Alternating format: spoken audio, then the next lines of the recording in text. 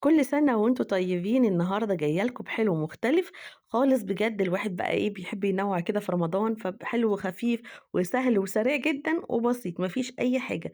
عملنا الspring roll النهارده حلو بطريقة حلوة جدًا وخفيفة كده، ما تبقاش تقيلة على معدتِك ولا حاجة. تعالي نشوف الجمال والحلاوة دي إحنا عملناها مع بعض إزاي. بس قبل ما نبتدي في الفيديو نصلي على الرسول، اللهم صل وسلم عليك يا حبيبي يا رسول الله، ونسمي الله ونقول اللهم بارك.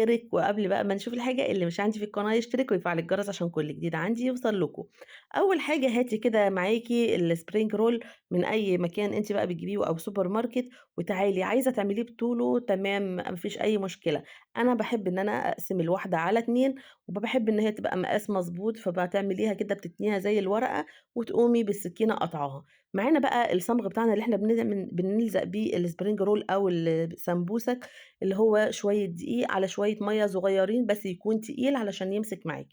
بُصّي باوريكِ طريقة اللَف هنا عاملة إزاي، وابدئي الزقي بالمادة بتاعتنا اللي هي الدقيق والمَيّة، وكده خلّصنا الكمية. تعالي نعمل الحشو عبارة عن كوباية من اللبن، ربع كيلو من اللبن، عليها معلقة كبيرة هرمية من الكاسترد، ومعلقة ونُص كبيرة من السكر، قلّبيهم على البارد وروحي على النار.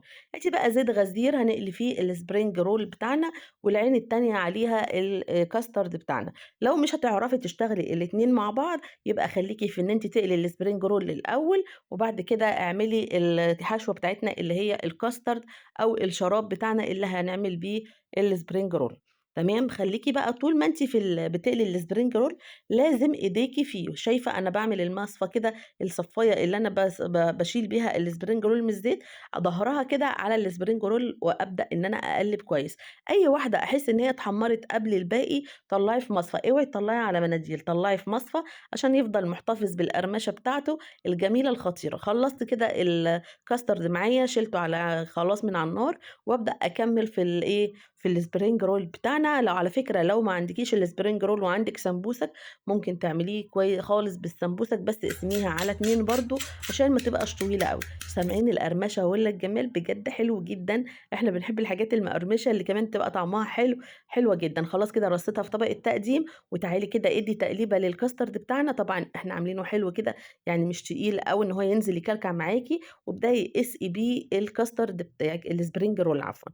الفستق الكدّاب كده تزويقة من على الوش وجماله وحلاوته، شايفين عامل إزاي؟ وتعالي سيّحت مكعب شوكولاتة عليه معلقة من الزيت، ورُحت دخّلتهم الميكروويف أو على حمام بخار عادي خالص، وبشوية بندق برضه كده وزوّقت الspring roll بتاعنا.